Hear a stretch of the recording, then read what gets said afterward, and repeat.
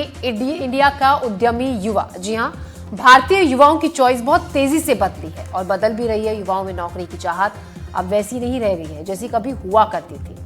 आप ये जानकर हैरान हो जाएंगे कि कॉलेज जाने वाले करीब 1/3 स्टूडेंट्स अपना वेंचर शुरू करना चाहते हैं। यकीनन सर्वे में सामने आई ये जानकारी चौंकाने वाली है, कुछ मायनों में सुखद भी है, लेकिन इसके बाद कई सवाल भी जहन में जरूर आते हैं।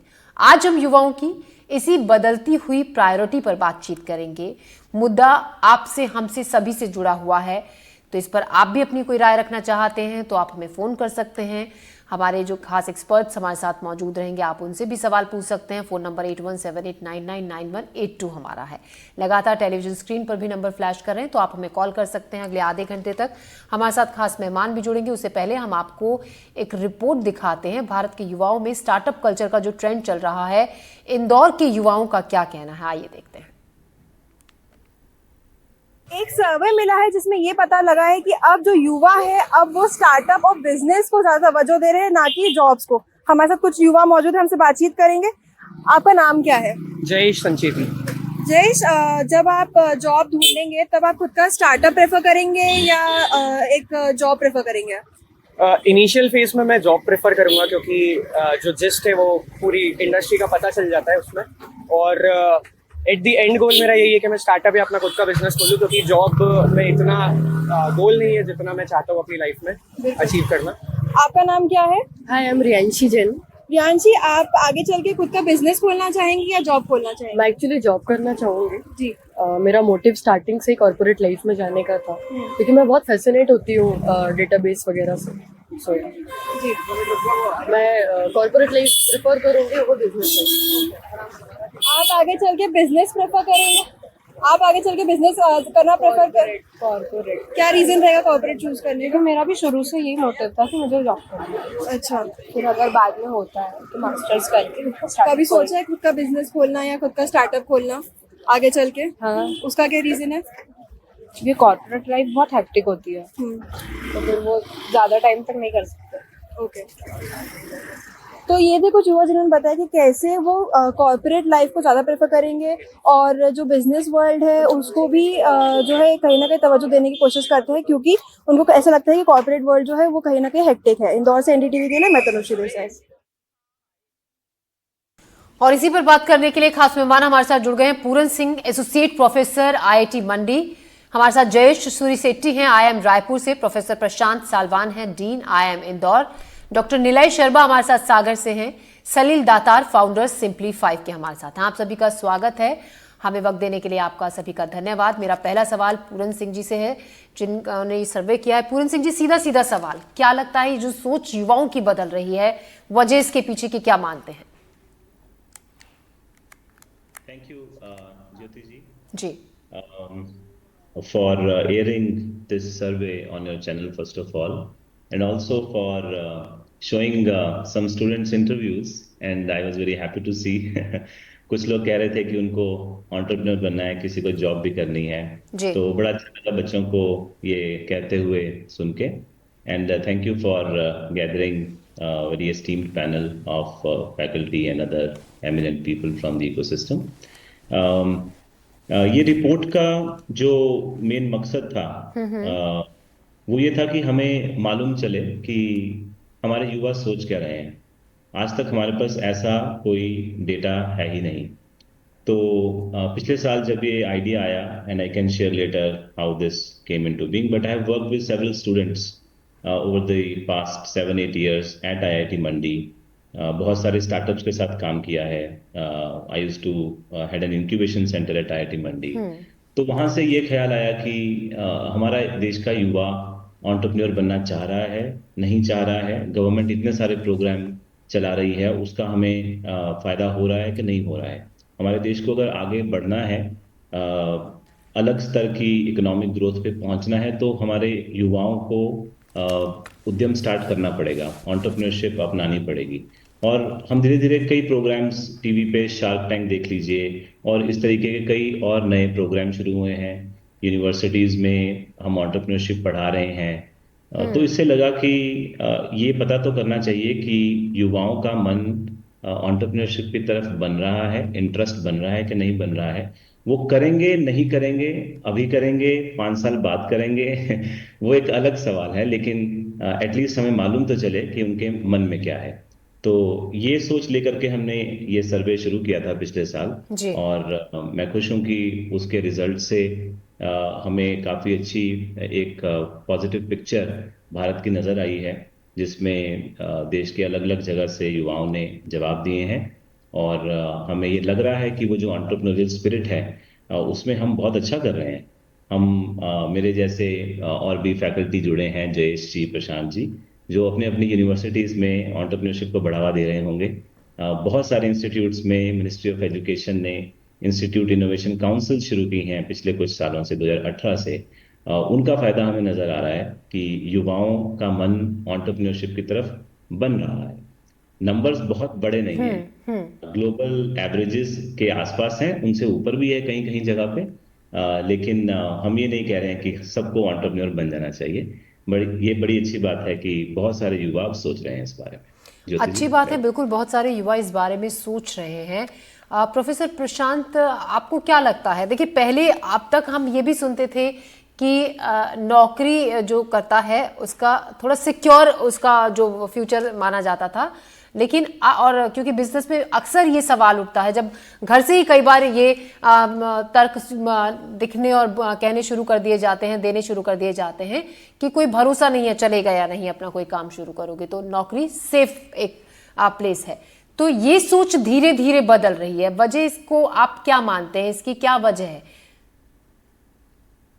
इसके हमने शोध किया था, इसमें 3 बेसिक रिसर्च चीजें सामने बाहर आती हैं। जी।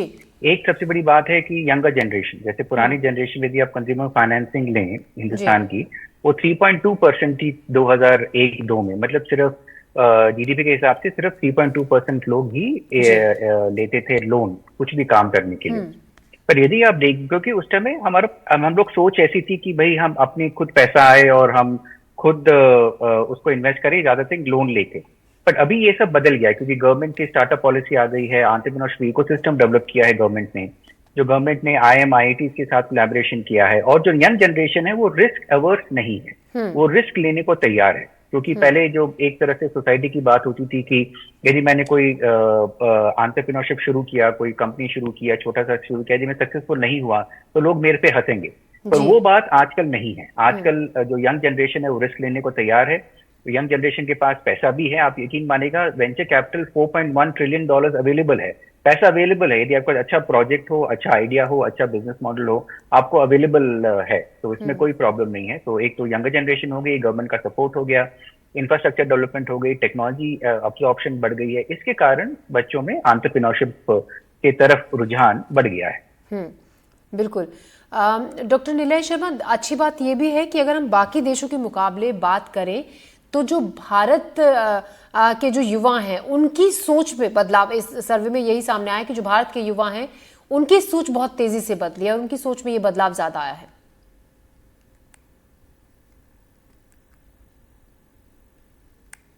डॉक्टर निलय, मेरा आपसे सवाल है कि सर्वे में सलील दातार, आपको मेरी आवाज आ रही है? आप मुझे सुन पा रहे हैं सलील जी?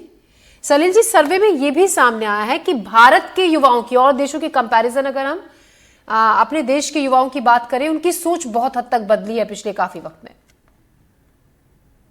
मेरे ख्याल से एक इम्पोर्टेंट फैक्टर, जैसा अभी प्रोफेसर साहब ने कहा कि ease of doing business certainly has become, and startup India initiative जो गवर्नमेंट ने चालू किया है, उसमें जगह जगह all India Atal incubation centres भी इनिशिएट किए हैं जी। तो it has become very for youngsters to access mentorship, access guidance. And ये जो इंडिया का जो स्टेटस है in terms of software capital of the world, उसके हिसाब से टेक स्टार्टअप्स काफी आसानी से चालू कर सकते हैं। और ये वर्क फ्रॉम होम, सब बाकी सब जो टेक्नोलॉजी का जो है उसमें खर्चा भी ज्यादा नहीं लगता है। आप एक सिर्फ कंप्यूटर ले लो, मोबाइल कनेक्शन ले लो और आप आपका धंधा चालू कर सकते हैं। आपके पास आइडिया चाहिए, आपके पास जिगर चाहिए, दैट्स ऑल। जी। पूरन सिंह जी, अब क्या इससे कहा जाए कि डेवलप इंडिया की जो बात होती है आगे, इस सोच से जो सर्वे में जो बात सामने आई है और बहुत पॉजिटिव बात सामने आई है, उसमें भी मदद इससे मिलेगी? जी बिल्कुल, देखिए a journey of 1000 steps begins with the first step, right? So अगर इतनी दूर जाना है तो कहीं तो शुरू करना है, इतने माइल्स जाना है तो आज शुरू करना होगा। हम कई साल पहले से शुरू कर चुके हैं। 2016 से जब स्टार्टअप इंडिया मूवमेंट लॉन्च हुई, तब से ये अवेयरनेस हमारे युवाओं में बढ़ रही है। जैसे सलील जी ने कहा, बहुत सारे इंक्यूबेशन सेंटर्स जो हैं वो खुल गए हैं। लगभग 2500 इंक्यूबेशन सेंटर का नंबर आता है मिनिस्ट्री ऑफ एजुकेशन की वेबसाइट पे। जी। तो अगर हमारे युवा, और हमारे पास सबसे ज्यादा युवा पॉपुलेशन है, the proportion of young people in India is the largest compare to all other, right? तो इस युवा जो पीढ़ी का जो बल है, जो दमखम है, उसको इनोवेशन में, टेक्नोलॉजी में, और आज के टाइम में जब इंटरनेट टेक्नोलॉजी बहुत अफोर्डेबल है, एक्सेसिबल है, through out the country, remotest parts of the country ये अवेलेबल है, तो वहाँ पे एक्सपेरिमेंट करना जो है वो अब महंगा नहीं रहा है, और इंफॉर्मेशन एक्सेस करना जो है वो मुश्किल नहीं रहा है। तो हमारे युवा अगर उद्यम करेंगे, अगर एंटरप्रेन्योरशिप की तरफ जाएंगे, नए प्रोडक्ट बनाएंगे, तो हमारे पास दुनिया बदलने के नए तरीके आएंगे। हम जिस तरह से जीवन जी रहे हैं उसको चेंज करने के, बहुत सारी सोशल इकोनॉमिक प्रॉब्लम्स को सॉल्व करने के सॉल्यूशंस आएंगे, जिससे ना कि हम अपने देश की बट दुनिया की जो पिक्चर है वो भी बदल सकते हैं।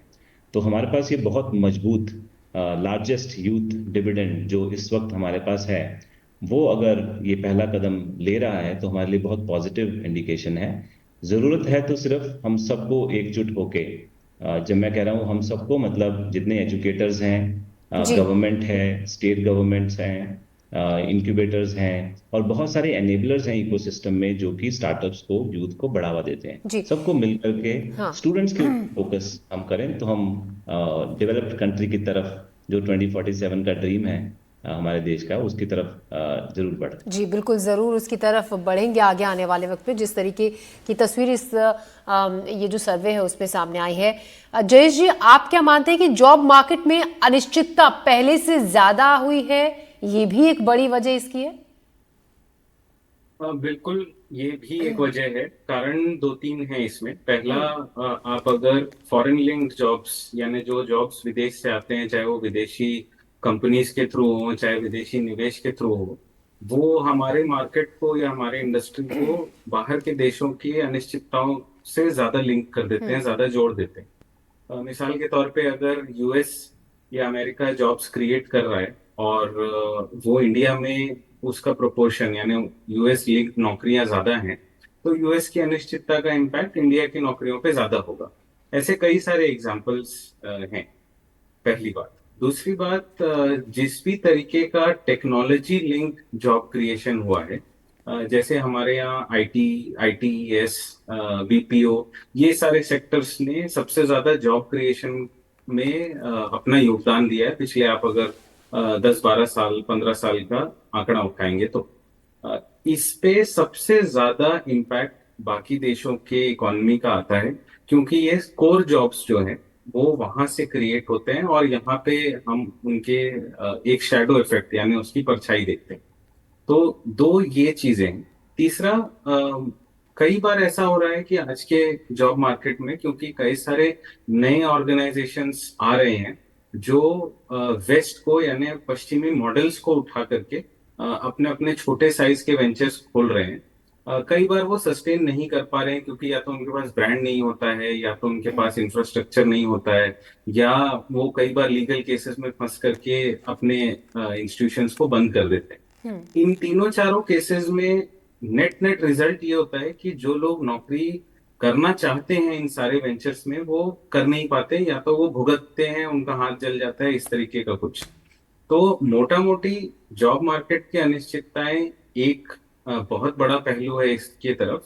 दूसरा, सोशल मीडिया के कंट्रीब्यूशन को हम नकार नहीं सकते इसमें, क्योंकि एक्सपोजर युवाओं का बहुत ज्यादा बढ़ गया है। तो अब वो वेस्ट में जो चीज होती है, पहले वो हमारे पास पहुंचने में कई 25 साल 30 साल का एक साइकिल होता था। हाँ, अब वो साइकिल छोटा होकर कुछ महीनों में हो गया। हाँ हाँ बिल्कुल, सोशल मीडिया ने भी बहुत कुछ बदला है। डॉक्टर नीलेश शर्मा, मेरा आपसे सवाल है, अभी पेंडेमिक के टाइम पे ये भी देखा गया, जो पहले रिस्क लेने से डरते थे, खासतौर से मैं महिलाओं की भी अगर बात करूं, बात हर किसी वर्ग की करी हूं, लेकिन महिलाओं की भी बात करूं, ऐसी महिलाएं जिन्होंने बहुत छोटे से उस वक्त शुरुआत की थी और आज जो उनका जो सेटअप है वो इतने बड़े लेवल पर पहुंच चुका है। खुद अपने एक्सपीरियंस जब वो शेयर करती हैं कि सोचा नहीं था, वही आपने रिस्क लिया और ऐसे वक्त में रिस्क लिया जब हाथ में कुछ भी नहीं था।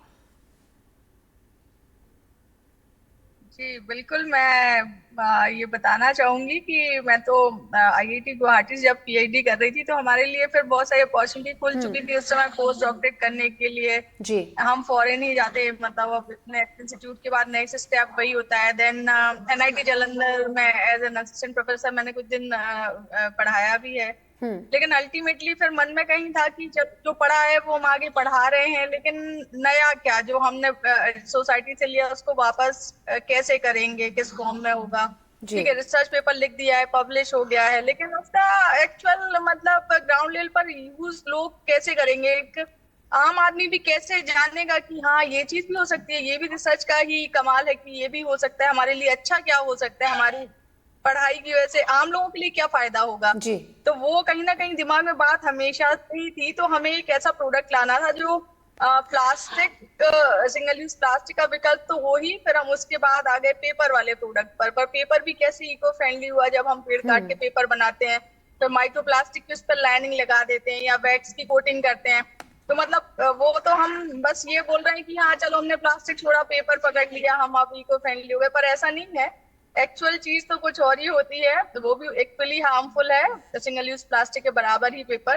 तो फिर हम लोग सोचा कि जो हमारा एरिया है सागर बुंदेलखंड एरिया है, वहां पर क्या रॉ मटेरियल हमको इजीली अवेलेबल है, तो एग्रीकल्चर वेस्ट मटेरियल क्या हमको मिल सकता है इजीली और हम उससे क्या बना सकते हैं। तो फिर हम लोग बायोडिग्रेडेबल प्रोडक्ट्स पर आ गए। तो हम कप्स बनाते हैं और हम काफी अच्छा कर रहे हैं। उस समय तो मेरे फादर ने मुझे बोला था कि बेटा आर्ट पास वाला काम कर रहे हो आप, तो ये क्यों जा रहे हो, जब आपको लगी लगाई आपकी नौकरी है और अच्छा है फ्यूचर, तो क्यों ये सब स्टंट करना है।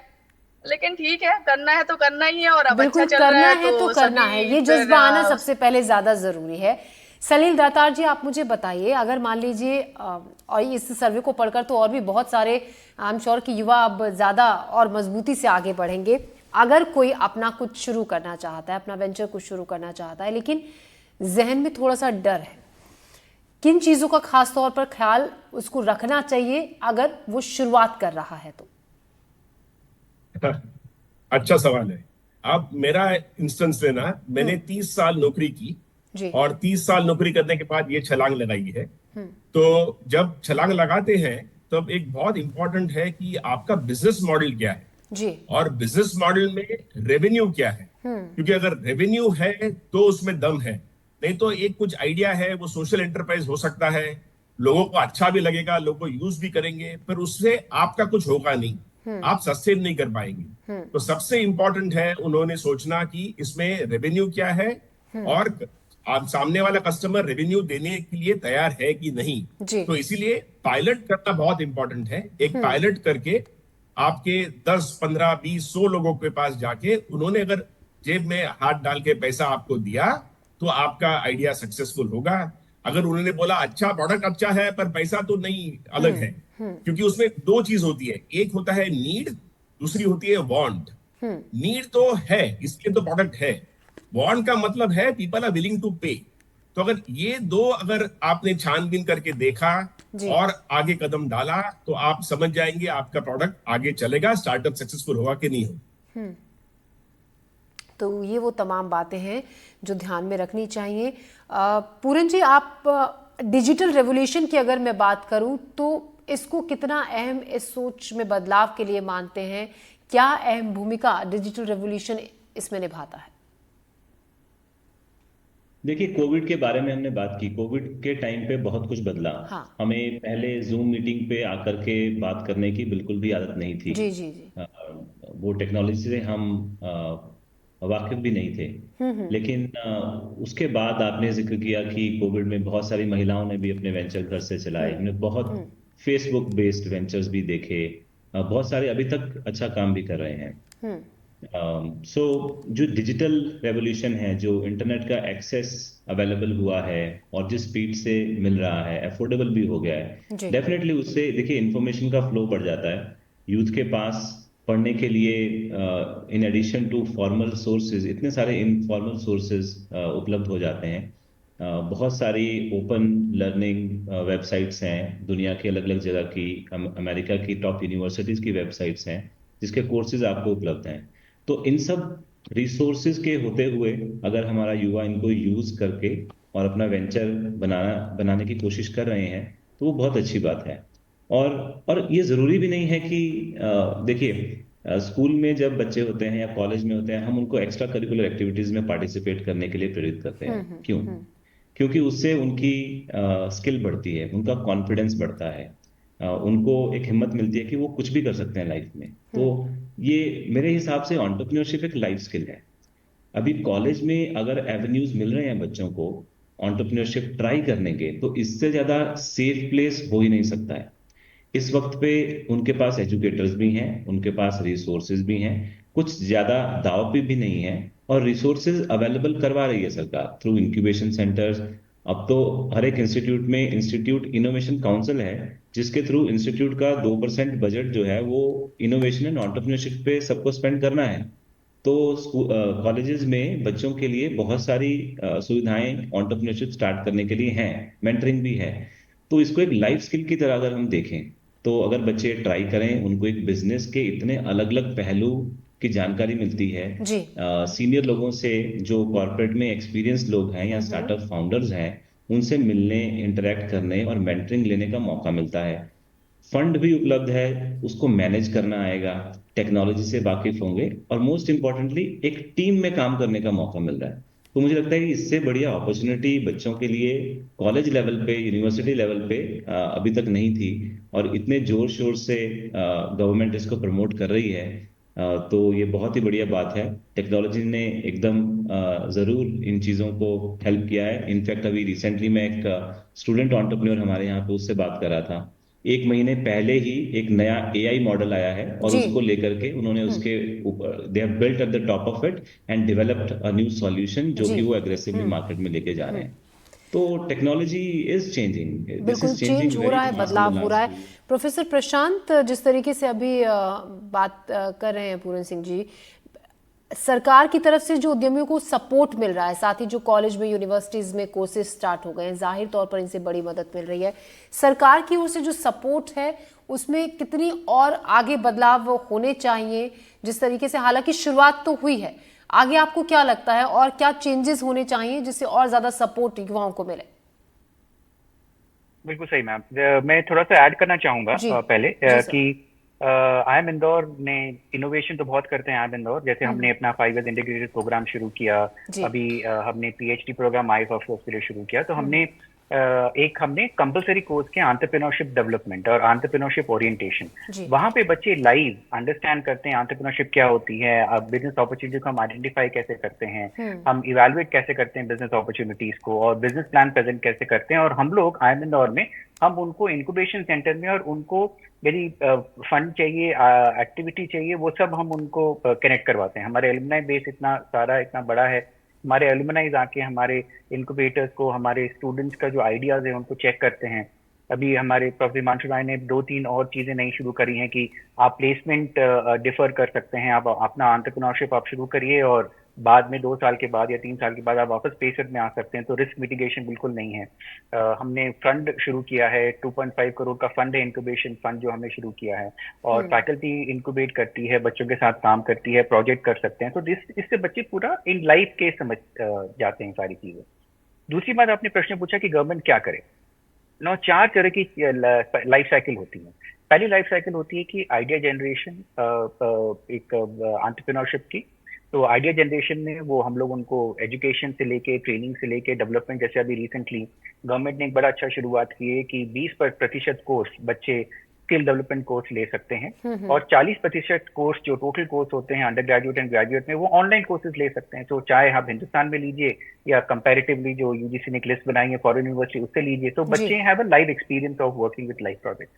सेकंड लेवल में क्या आता है कि once you get an idea, you have a startup cities जो है हमारी इंक्यूबेशन सेंटर है, वहां पे अपना प्रोजेक्ट दिखाएं, अपना बिजनेस मॉडल ब्यूटीफुल बनाएं, लोग आपको इनपुट देते हैं। आमिंदौर में एक हमारे पास इंडस्ट्री की टीम है, इंडस्ट्री की टीम इनपुट देती है बच्चों को। हमारा एक कंपलसरी कोर्स होता है, कंसल्टिंग कोर्स होता है और एंटरप्रेन्योरशिप बिजनेस प्लान कोर्स होता है, जिसमें वो लाइव उनको इनपुट्स देते हैं। उसके बाद उनका फंडिंग होती है, तो दे कैन कॉल स्टार्टअप। वहां से उनका पहला स्टेप शुरू होता है, आइडिया जनरेशन से स्टार्टअप। उसके बाद होता है स्केल अप। नाउ एक अच्छी 80% टाइम में क्या होता है कि जो स्टार्टअप से स्केल अप नहीं हो पाता, तो उसमें हम लोगों ने काफी शोध किया है और हमने जानने की कोशिश करी ऐसा क्यों होता है और हम उसको क्या करना चाहिए। तो उसमें गवर्नमेंट बहुत करी, गवर्नमेंट पॉलिसी में बहुत इंटरवेंशन कर रहे हैं। अभी रिसेंटली हमने केरला गवर्नमेंट के लिए बहुत बड़ा प्रोजेक्ट किया है, ईयर ऑफ एंटरप्राइज, जिसमें केरला गवर्नमेंट ने अभी कोविड के बाद शुरू किया था एंटरप्रेन्योरशिप सेटअप, जिसमें 2 लाख एंटरप्रेन्योरशिप निकले थे। उसमें से 38% वुमेन एंटरप्रेन्योरशिप थे और हम लोग बड़े एस्टॉनिश हो गए थे। 80% जो थे वो पहला लेवल 1 एंटरप्रेन्योर्स थे, जिनका कोई फैमिली से कनेक्शन नहीं था बिजनेस का, उन्होंने शुरुआत की थी ईयर ऑफ एंटरप्राइज में। तो गवर्नमेंट पॉलिसी काफी हेल्प करती है। अभी हम सेकंड लेवल में हेल्प कर रहे हैं, तो गवर्नमेंट पॉलिसी भी बहुत हेल्पफुल रहती है। जयेश, आप इतने सारे कोर्सेज स्टार्ट हुए हैं, तमाम जो हमारे मेहमान हैं हमें बता रहे हैं, बहुत अच्छी जानकारी भी दे रहे हैं। अपने देश के साथ साथ कुछ ऐसे भी लोग होते हैं जो बाहर जाकर कुछ अपनी नई शुरुआत करना चाहते हैं। कितना टफ है एक अपने देश में रहकर किसी नई चीज की शुरुआत करना, अपना कोई बिजनेस खड़ा करना और बाहर जाकर उसी सोच के साथ तैयारी करना? तो इसको देखने के 2 नजरिए हैं। मैं दोनों के ऊपर थोड़ी थोड़ी रोशनी डालता हूँ। पहला, हमारे देश में ही रहकर अपने बिजनेस को खड़ा करने का सबसे बड़ा फायदा ये है कि आपको मार्केट की, कंज्यूमर की अंडरस्टैंडिंग नेचुरली होती है। तो आप प्रॉब्लम को बेहतर तरीके से समझ सकते हैं, सॉल्यूशन उसमें फिट होगा या नहीं उसको और अच्छे से समझ सकते हैं। सबसे बड़ा नुकसान जो है वो अभी भी मेरे हिसाब से ये है कि जो पर्सनल इकोसिस्टम है, which means family, which means friends, relatives, तो सोशल एक्सेप्टेंस जो है, सामाजिक एक्सेप्टेंस जो है वो थोड़ा सा बेहतर हुआ है, बट अभी भी उस स्तर का नहीं है कि आप अपने वेंचर्स पे काम कर पाए। बाहर जाकर के इसके ठीक विपरीत ऐसा है कि आप प्रॉब्लम को नहीं समझ सकते हैं उतना अच्छे से, शायद आपको समाज की या सोसाइटी की, कंज्यूमर की उतनी अच्छी परख नहीं होगी, लेकिन बाकी का जो इकोसिस्टम है वो बहुत ज्यादा मैच्योर है। तो आप एक बार उस इकोसिस्टम में घुस गए, मिसाल के तौर पे अगर आप वाई कॉम्बिनेटर जो एक बहुत बड़ा प्रोग्राम है उसमें एक बार आप घुस गए, तो वो इकोसिस्टम आपको एकदम लोकल ट्रेन के अप्रोच से आगे बढ़ाते रहता है, बहुत सपोर्ट करता है और मतलब वो अपने आप में एक अलग लेवल पर पहुंचाने की काबिलियत रखता है। तो ये 2 नजरिए हैं इसको देखने के। जयेश जी, आप हमारे साथ जुड़े, तमाम सवालों के जवाब दिए। पूरन सिंह आपका भी शुक्रिया, साथ ही प्रोफेसर प्रशांत सालवान आपका शुक्रिया, डॉक्टर निलय शर्मा, सलिल दातार, हमसे जुड़ने के लिए, सब तमाम सवालों के जवाब देने के लिए और बहुत अच्छे से समझाने के लिए कि आगे अगर कोई कुछ अपना शुरू करता है तो क्या उसको ध्यान रखना है, किन किन बातों का ख्याल रखना है, किस चीज़ से बचना है। आपका बहुत बहुत शुक्रिया। फिलहाल हमारे स्पेशल बुलेटिन में अभी के लिए इतना ही। दीजिए इजाज़त, नमस्कार।